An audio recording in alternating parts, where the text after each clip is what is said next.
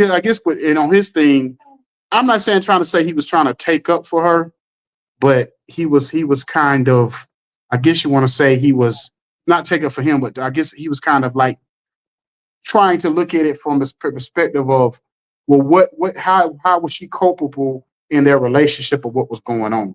Hmm. You know what I mean? So I think that's kind of what happened in that situation.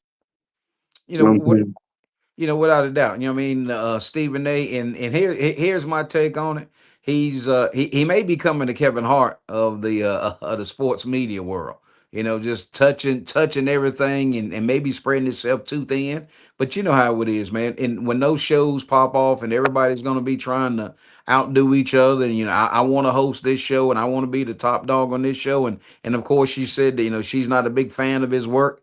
And here's the thing. I mean, love him or like him. I mean, Stephen A's gonna be. I mean, he's right down Broadway. I mean, he's gonna make you saying? get on one side or the other. And sometimes you have to really listen deep. Because there's times I have to kind of scratch my head and say, okay, I understand. Versus just coming out of the block and go, oh, I don't agree with him. Sometimes I just have to sit back and listen to the entire story. I mean, but she's got her right to be able to say what she says. But if he does go on XM, he better watch out because he that will give him a platform like none other. So I think it's a good call. Yeah, yeah, yeah.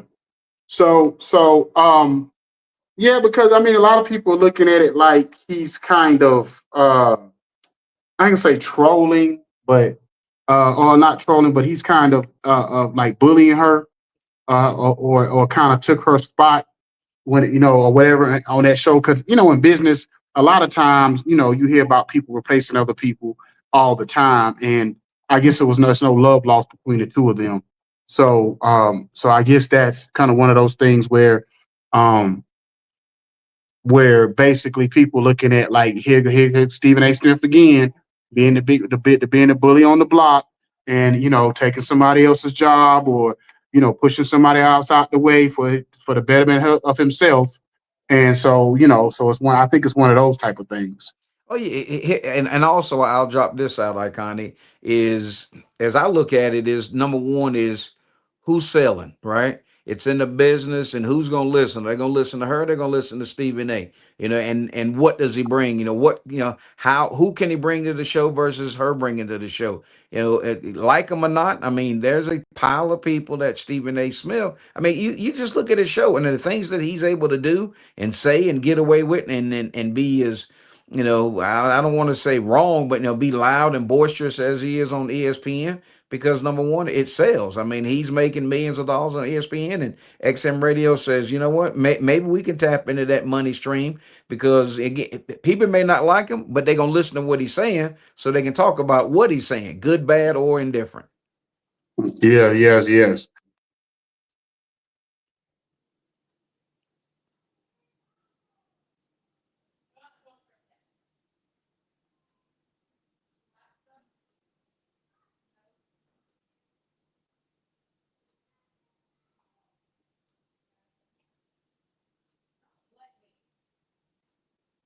I'm sorry about that.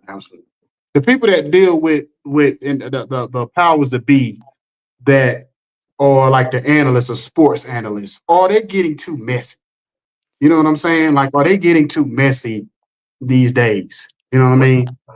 and that's just I know we talked about it last week when we were talking about the RG3 and Ryan Clark. It's almost like you got to get on the air and you got to do your show. People gonna like you or they're not gonna like you.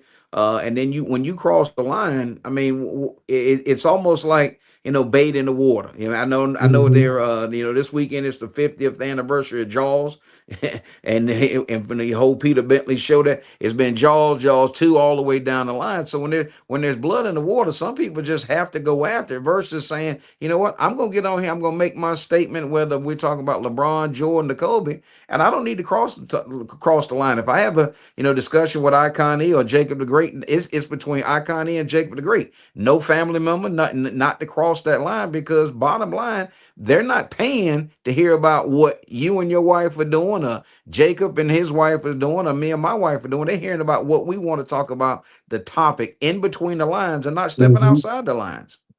Yeah, yeah, because that's the thing. Because it seems like lately, if it's the Ryan Clark versus the RG3, if it's Stephen A versus this one and that one, or if it's you even hear like what's his name, the guy that comes on right after Stephen A. He's on wrestling now.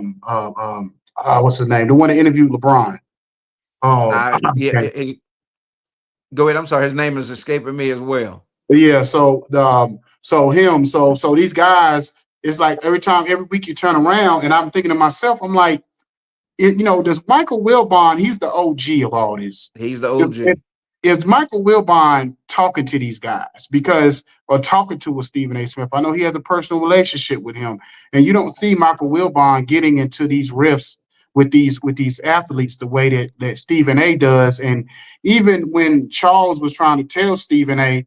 like basically you're getting too like saturated with your brand, and Stephen A. kind of took us offense to that and whatever, and got kind of defensive about it. But I understand what Barkley was trying to say. It's like you doing this interview on this podcast, and you on this podcast talking about stuff, and everything you talk about is always a bashing or calling out somebody or whatever. And it's like, I can see one thing about talking about the players in their game, but then you're starting to get on a personal level with these, talking about people's personal lives, and then you start going at it with other analysts. And you didn't hear about all this back in the day. I'm not sure. I'm not saying it didn't happen, but you didn't hear Ahmad Rashad. You didn't hear Stuart Scott. You didn't hear these guys. You didn't hear John Madden. You didn't hear these guys going back and forth with other analysts.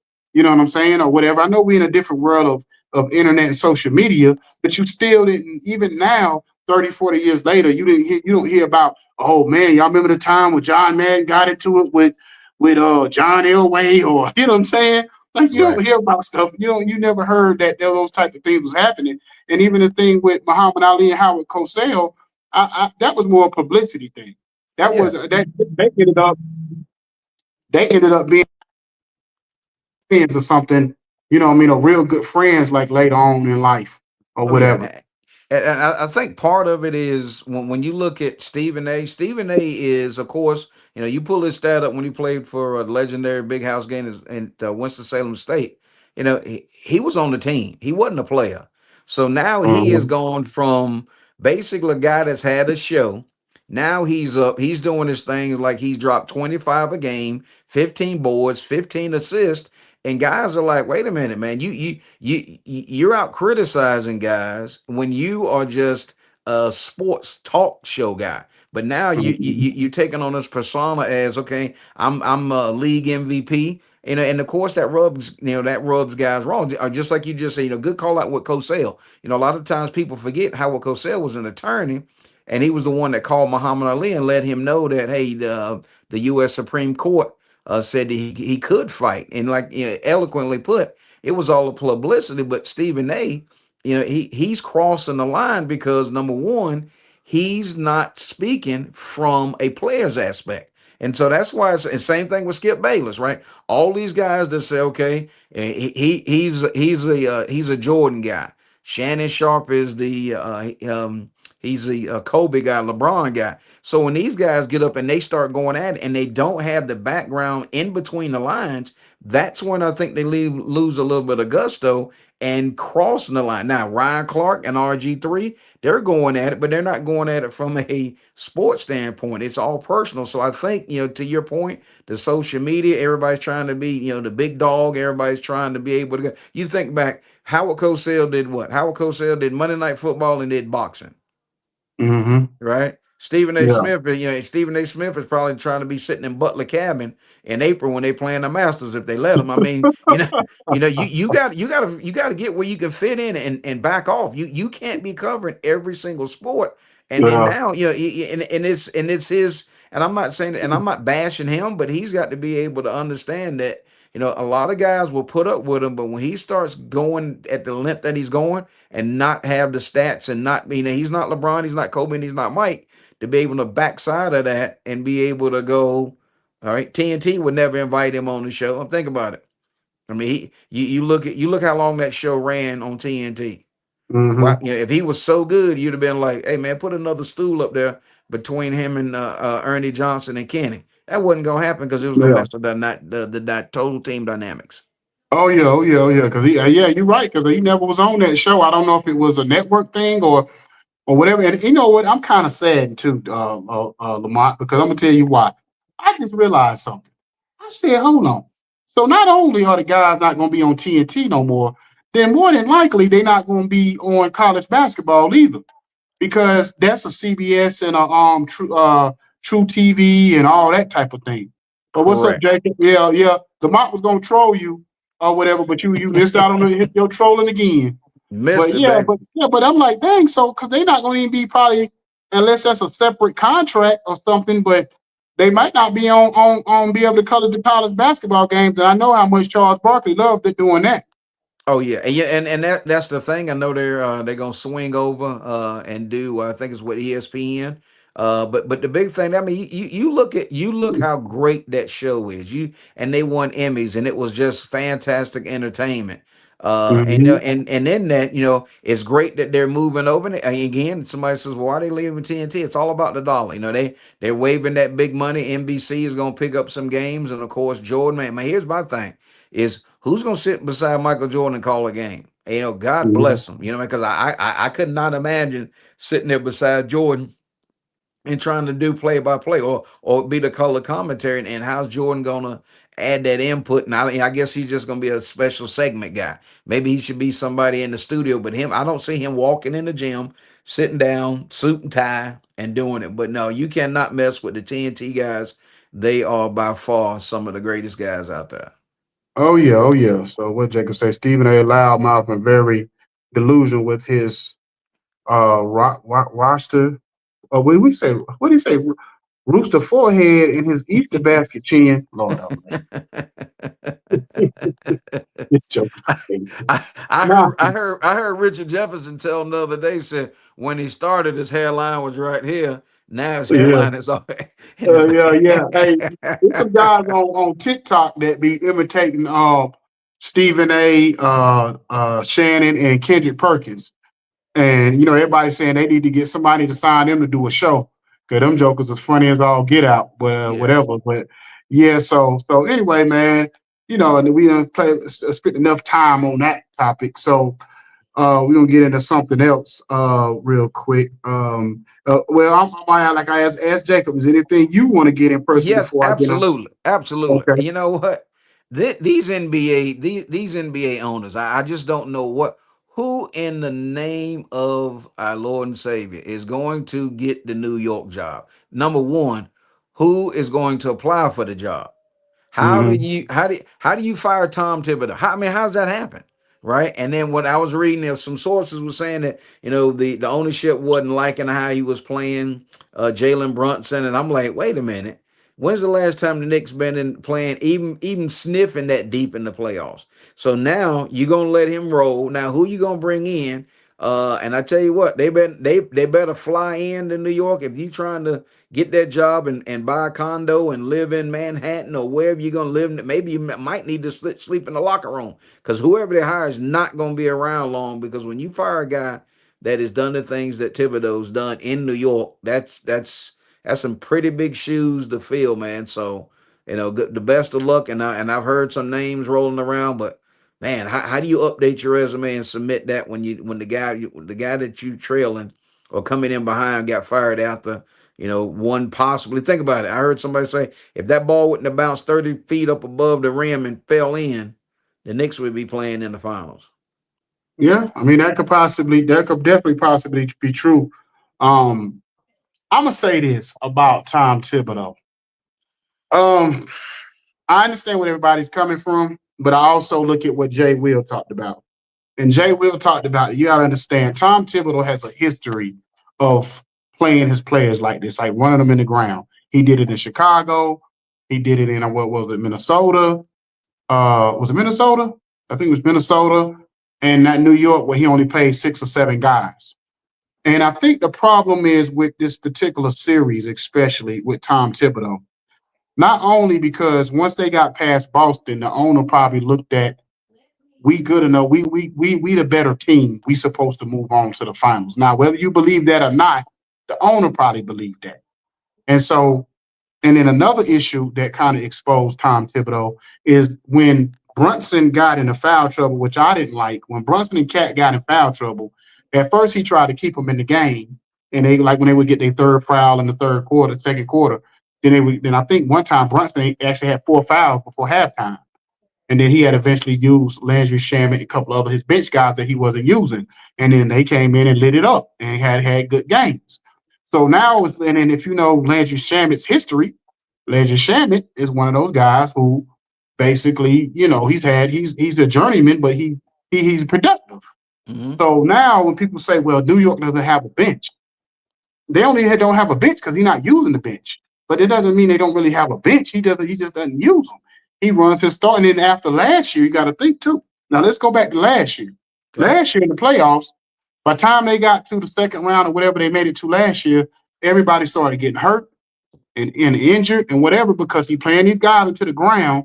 Now these guys are tired, not fresh, and injured. You know what I'm saying? I understand he old school and whatever, but even I don't care if it was Phil Jackson, Pat Riley, whoever, even them guys use their bench. You know what I'm saying? Right. And gave their guys breaks when they needed to get breaks throughout the game or whatever the case may be. But he wasn't unless it was a game 7 or a game that they had to have. You didn't see these players playing 45, 48 minutes in a whole game. You know what I'm saying? They still Oh, kind of kept they 40 to 42 minute type of a schedule or even like Greg Popovich. Shoot, when the guy started getting older, Tim Duncan was playing like 30 minutes a game. you bet. You know You're what I'm right. saying? You keep him fresh. So I think that's the only thing I just feel like where the owner and the GM was looking at, they might felt like Tom Thibodeau can only take us but so far. Just like whether you like it or not, with how they looked at Mark Jackson. Oh, he only can take us but so far, or certain coaches when they get to that right at the end, they get to the Eastern Conference Finals or Western Conference Finals, and then you be like, they get fired because for whatever reason, the coach or the player, somebody might have said, well, he can't take us no further than this. And then when that reporter asked Brunson, do you or are y'all gonna still keep the coach? And he's like, what kind of question is that? So that reporter probably knew something. That's probably Right. why they asked that question. Oh, I'm So, sure it was. I'm sure it was loaded. I see Jacob talking. Say Jason Kidd or Mike Malone. You know, tell you what, I would go Jason Kidd. Or ain't uh, Jason Kidd coaching? he's at Dallas. I He, mean, he, what? he, I mean, what you gonna do? I mean, he don't have Luca. I mean, and Kyrie's out. I mean, they may do a sign and trade. I don't know. I mean, that's a tough market.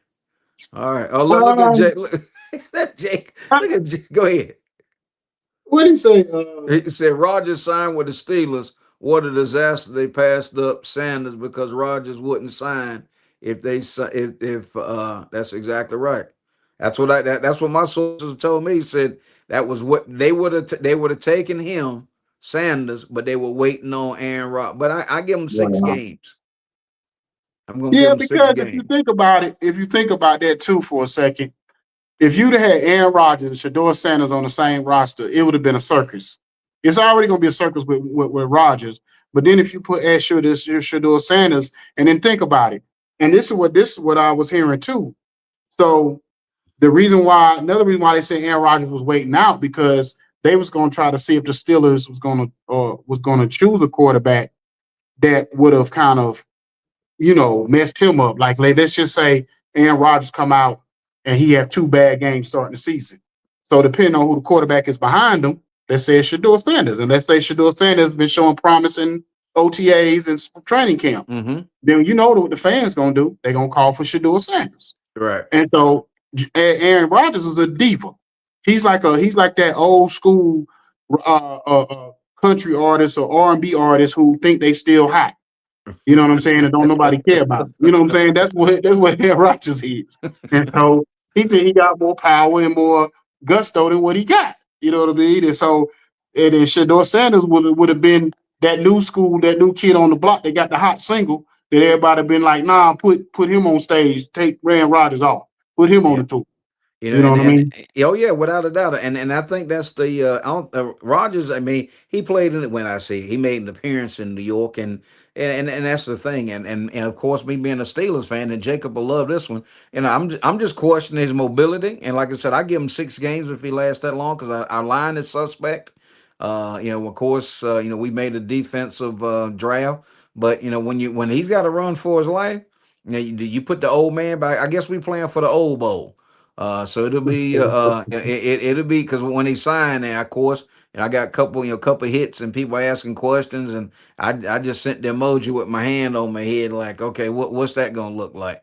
But I give him 6 games, and we'll see. I may be wrong, but I just don't see him being the guy. Because again, sometimes you got to know when it's time to walk away. Yeah, yeah, and I think that's the thing with Rodgers. Because at this point, I don't know. I think the Steelers is better off trading for Kirk Cousins. To be honest with you, y'all might get third or fourth cousin, but it's better than getting. You know what I Make it, mean? it's better than getting Mr. Rogers because I've seen all Exactly. kind of stuff posted. He's sitting up there putting on a sweater and the whole 9 yards. What's Jacob saying there? He says, He said, "Well, "Well, Kevin Durant joined Houston, San Antonio, or New York. Which team is better fit for Kevin Durant late in his career? I heard that Boston may be interested as well." mm, Um, I would say if he wants to possibly win right now, probably would be New York. But it just depends on what they would have to give up to get him. You know right, what I'm saying? yeah, So, see, the thing about Kevin Durant situation is the tricky part about his situation is what do you have to give up to get to him? get there, you go. Yep, Because nobody wants the Carmelo Anthony situation again. You know what I'm saying? We all love Carmelo Anthony game, whatever, but the New York Knicks had to give up the farm to get him, and by the time he got there, he basically was playing dang there by himself. yep. So at the end of the day, I just feel like, and in Kevin Durant being 36, 37, whatever he is, are you willing to? Because basically, what you're telling your fans at this point is, we got 2 years tops to win a championship if we bring Kevin Durant. And so that's what you're really telling your fans. So that means you can't give up Cat. Of course, you're gonna have to have Brunson, at least Brunson and Cat there. And so then what are you gonna be left with for as well? If Tom Thibodeau there wouldn't have mattered because he don't use his bench anyway. So you could have had Brunson and yeah, Brunson, Cat, and Durant. Matter of fact, it would have been the point where Tom Thibodeau would have, if I asked the league, can I just play 3 players? I don't need all five of them. I know. Here's the thing, man. When you look at, and I've never been a huge Cat fan. I'm just not. Yeah. Newton. If ball, I'll go. Let me shift over this to make my point. If Boston is going to be cleaning some things out, meaning Porzingis is gone, he don't need to come back to New York. If they're going to be getting rid of Brown, if they talking about because number one, how you gonna pay Brown and Tatum, right? And Mhm. then Al Horford, he don't need to come to New York. That's the last thing he needs is another big man shooting out front. But they need a true slasher, right? So how do Yeah. you get that guy, maybe like a Brown, to come in? So you put even though Hart is the trash guy, but you need somebody can get you some buckets if Brunson goes to the bench and not relying on Cat to step out and shoot that 3 ball. So I think Jalen Brown may be the answer. But I think Kevin Durant, his time in New York is not now. I think he needs to go somewhere where the demand's not on him. And that may be Houston to where, and again, I mean, he's a journeyman. He may be trying to get, to New York because, he's from from that, was that the Baltimore area, Maryland area. So he may be trying to do that to get closer to home, but I think would be better served if the Knicks went after somebody like Jalen Brown. Just because if you're gonna pay somebody, get somebody that's gonna give you some tenure. Don't try to pull all your eggs in one basket because Mhm. you got to load management. Jalen Brunson. I mean, because that dude put some miles on his body the last 2 years, and you don't need him going down. So you got to be able to kind of lessen the blow with him. But also while we talk about that, I also heard some rumbles. People are not liking his dad having so much to say about what's going on. Because a lot of times during the game, you would see him get up and go getting Thibodeau's in. I don't know if that was about substitutions or what.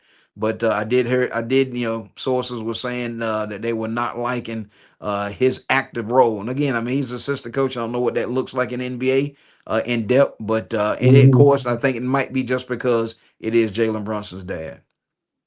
Yeah, I mean that could be. Like I said, I would see that on the sidelines a lot. You would see him being very active, very Yep, vocal on the sidelines, whether he's yep, talking to Jalen or he was talking to one of the players or talking to Thibodeau. So I, like you said, I don't know what that looks like as far as how much assistant coaches involved in jumping up after every time out and being almost the first guy to say something to somebody. I don't know what that is, or maybe that's just his personality or whatever. You know what I'm saying? So of course, there's a lot of speculation to go with that.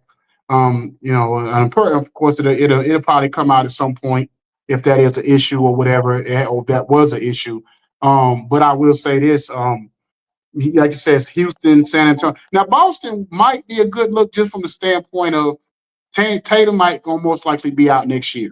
yep, And so, if you want to bring in another scorer, because the thing about with Boston, I not this is another thing how this would look, but Boston has to free up some money. yep. So let's just say Boston would have to trade Drew Holiday and Porzingis to cut down on the money so they won't go into that second apron. They got new owners. So maybe they would have to trade like Holiday and Porzingis and get Durant to cover up some of the scoring that they would lose with those two. And because they're not going to really be able to get the defense for the Drew Holiday brings out of Kevin Durant, but they at least will make up for the scoring that Tatum would be left behind with Tatum not being there next year. So Boston would actually be a good look for KD at least for a year. And I don't know how they would structure the contract after that. As far as if he have how many years he would have left, and Tatum comes back, and then they would have to make some more cuts and adjustments and trade some people away if they wanted to keep all three of them. Oh yeah. So that's a whole different thing. That's out of my ballpark league or whatever. I have to watch some of these guys that be online talking about all the trades and apron stuff and all how that works.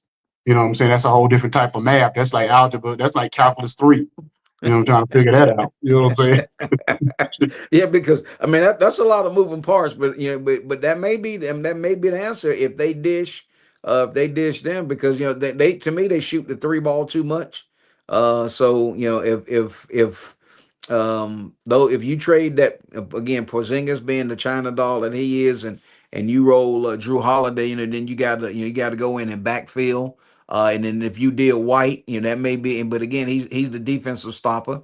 You may want to hold on to him as much as you can. So what's Jacob saying? What's he? What man? He is on fire again tonight. Yeah, he don't talk this much on the show. But he said, "What do you guys think about the MLB commissioner starting MLS Major League Softball? I think this will be a different look for the sports world. Why there's now on TV thing? What is why now on sports TV thing? Um, I mean, softball is becoming a big sport. It's part of the Olympics now for some years now, so it Yep. is a big sport. So I mean, I don't have an issue with it. I probably would stop and watch, be clicking through the TV and watch a couple of games here and there. I used to always love watching it. And I used to watch college, the women's college softball games back in the day. You know what I mean? And especially when they're in the playoffs, like this time of the year, I still love watching the College World Series. Oh, You know what I without a mean? I doubt. love watching the College World Series. I love watching the Little League World Series because the crazy part, last year this time we interviewed one of my church members' nephew who had won the Little League World Series last year. Wow, wow, Yeah, so we man. interviewed him last summer. We interviewed him. Yeah, man. And my So, thing with the softball, I enjoy watching women, well, especially college, because one of my cousins' daughters played at North Carolina State. My only issue is they just need to make the bases a little bit longer. Yeah, it's just don't they just by the time they hit and they cross the pad, they don't need to make a major league length, but maybe just extend them a little bit further, just because of the speed of the pitching. Just extend the bases just a little bit more. And other than that, I think it'd be a great opportunity to go ahead and make it almost just like the WNBA. You got to get the sponsors. You may not have to. They may not be able to play in the large arenas, but go ahead and get that, get it behind them, and then let that sport let that sport overlap when you don't have give us something after basketball season. That leads us into football season, because once you hit that summertime, there's a major lull in a lot of big time competitive sports. Okay. So what your question was about the NFL commissioner? No, I know that one. No, I wouldn't. I know Jacob was asking about Major League. Oh, No, I what, went. I forgot because we had jumped off topic. I can't remember what was your topic about what you had brought up. No, I was no, I was just gonna talk about game one, and here's my thing on game one. And people can say anything they want to say about OKC, but you better watch Rick Carlisle. And I'm throwing that out for the UVA grads. I am in Virginia. I do know Rick, met Rick through Ralph Sampson. The guy, I mean, the game one, man. Halliburton. Yeah, I love it. He brought his shoes to the press conference. He set them on the table. He should have been the Eastern Conference MVP, but of course, he didn't get it. Hmm. A little salty there, but the guy, when it's almost like Robert Orr, Big Shot Bob. It's just like when they need a bucket, they know who they need to go to. So game two will be very very interesting in OKC. I was shocked as well as Indiana played, but Rick Carlisle he'll am ready to roll. Yeah. So, oh, shoot, I didn't know that. Oh, because Jacob was saying that Coco Golf won the tournament. I didn't know that. I was watching a game. Yeah, I watched it. I started to watch it the other night, but I think I went going to sleep. But I hope she does grow because I would love to see the second coming of like a Serena Williams Oh in yeah, golf. yeah. I mean, in tennis. But yeah, to get back to Rick Carlisle. So what people may not realize, and I know you will know this, and Jacob will know this, but some of our fans may not understand this. So a lot of people goes back to the meltdown time with LeBron James in 2012, 2011 NBA Finals. But people don't realize that year, and I didn't realize this until maybe a few months back. Or maybe forgot, or whatever the case may be. But that same playoffs, uh, Dallas had swept Kobe and the Lakers. In that same playoffs, I think they had beat the OKC Big Three, even though they were young. They Mm-hmm. beat them in that same playoffs that they beat the Miami Heat. So I'm saying that to say this, that people don't understand how good of a coach Rick Carlisle really is. Rick Exactly. Carlisle is a superior adjustment type coach, X and O's type coach. And think about with Rick Carlisle, the reason why you can't get a bead on him because he adjusts to his players. He's not one of them coaches There you like go. much as we might love Phil Jackson, but everybody can't work in that triangle to offense or whatever. So you think some of them players of the day want to work in the triangle offense? No, nobody want to play. I guarantee you, probably majority of the league would not want to play for Phil Jackson in this era No. because of that slow pace of that prior offensive pace and that it comes off simple, but it has certain things to it that they would not love at all. You know what I'm saying? So you probably get a player like Kevin Durant could thrive in it because he's more that we call an elbow type player that could deal with that or succeed in that. But a lot of these players that just love to just come down and jack up threes will hate that offense. Oh yeah. So, but I'm not surprised at all that I was more surprised that Indiana because Oklahoma City pretty much controlled the whole game up until Mm-hmm. that last quarter. And I was surprised how they came back and ended up winning. But I knew when they got within about 6 or 7, I said Indiana gonna mess around win this game. You know what I'm saying? Because you could see Oklahoma City was getting a little tight. It's There you almost like go. it became one dimensional. So it started becoming just the Shea show. You know what Yep. I'm saying? Like the SGA show, and that's not really how they play basketball. They more like, passing the ball around, getting the best shot. And he just started coming down the court and just driving to the basket or jacking up shots every time. And I said, they got out of character. And so all I'm gonna say is this: if Oklahoma City needs to blow Indiana out tomorrow night, because if it's another close game, the player that everybody's trying to say, including Stephen A. Smith, trying to say that Hal Halliburton is not a star, he gonna show up again. he gonna show up and show out again. You know what Yeah. I'm saying? And So here and the thing, a couple of conversations I was having this week, I was like, "Do me a favor." They said, "What's that, Coach?" I said, "Print off the Olympic team roster and tell me who was on the Olympic team." There's no way he's on that team without Grant Hill, president of USA Basketball, didn't do his homework and say he deserved to be on the Olympic team. Now, yeah, he didn't play much because, of course, it's a cadre of stars, but the guy was on the Olympic team. I mean, so mhm. so if he's on the Olympic team, now he's playing because that's the best of the best. Because somewhere on that staff saw what he was bringing to the table, and like you just eloquently said, don't put them in a situation to where OKC's looking over the shoulder, and that's all because they're young. They gonna Yeah. get that ball, and I'm like, oh, I'm throwing it to Icon E. Icon E throws it back to coach, going, I'm gonna throw it over to Jacob the Great. And so I don't want to take that shot. I don't want to shoot that shot. That's because they're young. Think about the kids that was on Indiana. One guy came, and I again apologize, I can't call his name. He rose up and hit a deep three, and I was just like, man, that's an Was ice it water Neesmith shot. or was it Neesmith or what's the other game? Nimhart? I think it's Yeah, Nimhart. I think that's who it was. He came down and just rose up and just stuck the three, and I'm like, you know what? Hey man, this did because that's big time players make big time shots in big time situations, and that's exactly what he did. And then I think it was a 2 or 3 point ball game right then. I said it's over.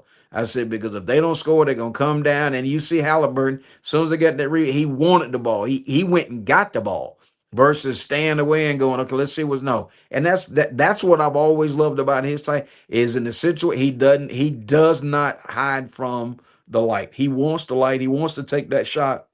And he's willing to take the shot, and he's willing to take the heat. So hats off to him. Congratulations to him. But again, I've heard people that know Rick really, really well say when it comes down to it, he will not be out coached. Yeah, and see the thing about it too is that, to be honest with you, Halliburton probably should have played more in the Olympics. I'm gonna tell you Sure. why. Because there was never really a true point guard on the court. So if you look at the success of the Dream Team, the original Dream Team. Mm-hmm. A big part of that success because of course they had the GOAT point guard in Magic, but at the same time, when you have a point guard who can orchestrate, especially the one thing reason why you need somebody like that on the court is because somebody like that I know where everybody loves to get the ball. You know what I'm saying? And at the end of the day, especially in this particular Olympics where you only was going to play like LeBron limited minutes or whatever, so you probably would want to play somebody. And of course, Drew Holiday was out there for defensive purposes, but Drew Holiday he's not really what you would call a true point guard in the sense of he's not that facilitator type that's going to give you 10, 11 assists a game and all that kind of stuff. So Halliburton is not, because even think people like, well, he doesn't score 25, 30 points a game. Well, Don't I think Magic biggest scoring year in his history was like 21, 22 points a game. So he was never a big time scorer. He had his moments, but he wasn't a game per game 35, 40 point type of score in the game. You know what I'm saying? That's not what he Yep. did. Nope. That wasn't his value. And if you look at Halliburton, Halliburton had 14, 10, and 6 the other night. You look at the box score and you say, oh, he didn't really have that great of a game. But if you watch the game, you can see his impact every Yeah, time down the field. and we said this, I think, a couple weeks back. You can say how you can say what causes you to win the championship, the defense, and you better have a point guard. I don't care Mm-hmm. whether it's college basketball, NBA. You better have a point guard that can handle the ball. And think about it, when they took that shot and they ripped that board, he come back across the timeline, got that basketball, and came down and did what he was supposed to do. And again. Mm-hmm. Now, and that you just go back through the history and what makes all right, watch this right here. And what just comes to my mind, so I got to say it. I think back when Carolina played Indiana and they had a guard in Indiana, and in the Sports Illustrated, the article said, and the child shall lead them. And that was Isaiah Thomas, right? As great as Mm-hmm. Carolina was, they had nobody that could guard Zeke. And all the Mm-hmm. way through, you look at anytime you look at the national championship at the college level, it's dynamic guards. And same thing the NBA. Your backcourt has got to be solid. That's what caused the Houston Rockets not to win the championship when Ralph was there, when they lost against the Celtics, because they did not have a starting backcourt. Mm. Yeah. You know, Yeah, so you're right. You're right. You're right. And I give you another game with Carolina. I don't know if you remember this, but when Carolina played against Utah that one year, they had Andre Miller, and mm, Andre Miller was lighting their butt up. You know what I'm saying? And Andre Miller, everybody know he was a true point guard in the NBA in college. yep. And Yep. so those moments when you have a facilitator, score type point guard who understands how to control the game, because people don't understand how important it is that what makes certain players so great when they can control the game without even scoring. Eh, You know what I'm saying? And that's an art. That's a skill. That's not just you don't just roll out of bed and do that. You have to understand the nuances of the game to exactly. understand how to do that. That's why when a lot of people get on LeBron about not doing certain stuff and always looking for the best open shot and all that kind of stuff, because a lot of times it's about him controlling. Now, sometimes he get on my nerves when he just don't take over every time because we think about a Kobe or a Jordan or whoever, or AI, whoever. But at the same time, it's because he's looking at I can control this game like a puppet without scoring at times. So if I got to get Bosh and Wade and Kyrie and everybody else involved first, and you know what I'm saying? Because even when he first got with Luca, everybody, oh, I don't think that's gonna work. Both of them need the ball in their hands. I said it's gonna work. I said because one thing about it is LeBron's one of the smartest minds in the game, and Luca ain't no dummy either. Been playing since he was 14. They gonna Right. figure it out. They gonna Right. figure it out. Their problem was they didn't have no size There you and go. whatever. That was really their only issue was their size. I think they had enough scoring. I don't think a lot of people said well they bench and I don't think it was that. I think it was more they size because Randall was out there looking like Moses Malone out there. He was looking, you know what I'm saying? He was out there looking like the second coming of Charles Barkley out there on, you know what I'm saying? So I already that's what I knew what it was. That he was playing Right. bully ball Yeah. against Yeah. him. Yep. And then when you right, and then when you and then of course, and we said it before, and I'm gonna go ahead and throw him under the bus politely. You know, JJ playing LeBron like he's 24 years old. I mean, Yeah. and they just didn't have. That's when they could have used a guy like JaVale McGee. I mean, they need a role player. Oh, there's Jacob. What's Jacob calling? He said Oh, no there's point my guard in man. the league today can facilitate like Rondo, meaning when he was playing, he got every player involved on the court. Yeah, Yeah, he was Rondo special. probably was yeah, he was one of the and me and Jacob talk about this all the time. Everybody wants to say KG and they want to say Paul Pierce and they want to say Ray, but even those three will tell you if they didn't have Rondo, they wouldn't have had the success they had without No, Rondo no. because Rondo was special. I You know always, what I I, mean? I always tell my son, I said, hey, if I was going to start an NBA franchise, I had to have a point guard. You know who would be? It would be actually, it would be Rondo, and I'd have George Hill that used to play from the Pacers. I love George Hill, man. It just them guys come in the game, they're not gonna hurt Yeah. you. They just gonna come in and they gonna take what they gonna take what you give them. You give, and the people say, well, Rondo can't shoot. Well, I don't need to score all the time. And Mhm. when I needed to, I could. But yeah, and that's I think that's the lost art in today's game because everybody think they're supposed to shoot long ball, and I get it. But you got to stay true and be realized that you know what you got to have that facilitator. You got to have somebody that can control the horses because everybody ain't gonna be the thoroughbred. You And know, I'm you gonna got tell you this before we get out of here. okay. So, and the thing about it too is having a Rondo. When you got three big egos, he wasn't afraid to get in their face. He Yeah, wasn't scared. You know what I'm saying? And then that's what they respected yes, them. That's why they respected him more than anything because that's he the didn't back down from them. The one issue I had with Mario Chalmers when he was with the big three is Mario Chalmers would let Wade and LeBron punk him. yep, You know what I'm saying? And now he's on podcast bitter and talking bad about LeBron and this, that, and the third. But you know what I mean? Like, and what I mean by punk him, I'm not talking about like in practice. I don't know what went on in practice, but you sometimes you watch the game and he be the only one that if he would make a defensive mistake or something, they would all up in his face. So they would always little brother him and he would kind of just, you know, right, back down from it and say, exactly, no, yep, yep, you need to be over here. You need to be, right, you know what I'm yeah, saying? Like sometimes you gotta push back to get respect. You know what I'm saying? Or whatever. So, that's like with what's his name? little Smush Parker. That's why he said him and Kobe didn't get along because he used to get at Kobe all the time, and Kobe didn't like that in practice. You know Right. what I mean? Whatever. So, but anyway, another great show. We had our hidden gifts today, Jacob the Great in the background. Yeah. So, man, much love to you, man, and y'all be safe out there in South Carolina. Hopefully, God will turn the Absolutely. mic back on for y'all tonight, first thing in the morning. You know what I mean, or whatever. So, Absolutely. but anyway, Coach, no, it was a pleasure, and I hit Always, you up brother. to let you know about this, about this meeting or whatever. Sounds great. But Sounds the guy good. just called. He had just called me. I said, I'm in here. I'm recording right now as we speak, but I'm gonna see what he's talking about, and then we're gonna go from there. All right. Sounds Um, good. but anyway, we got to get your question next time, Jacob. We got to get up out of here. But but then, to everybody, have a blessed and wonderful night. See y'all next time. Thank Peace. you, brother. Thank y'all.